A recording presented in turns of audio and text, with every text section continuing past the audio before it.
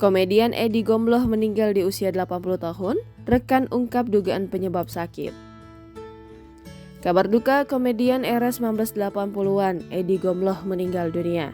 Edi Gombloh meninggal dunia pada Kamis 4 Agustus 2022 pukul 11.30 waktu Indonesia Barat.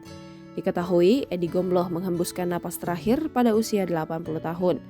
Pria bernama Asli Supardi itu meninggal dunia di Rumah Sakit Sarjito, Yogyakarta. Kini jenazah disemayamkan di Yogyakarta, kota kelahirannya.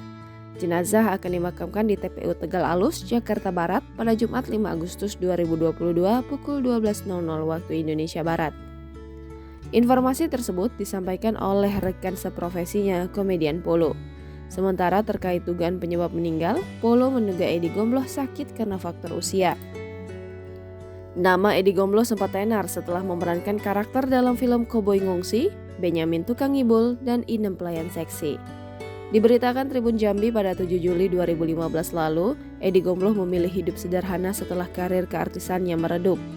Di masa tuanya, ia tinggal di Tempel, Pakem, Sleman, Yogyakarta. Ia mengaku membeli rumahnya pada 2006 lalu. Pindah dari Jakarta ke Yogyakarta, Edi Gombloh beralasan ingin hidup lebih tenang. Jangan lupa subscribe, share, komen, dan like ya.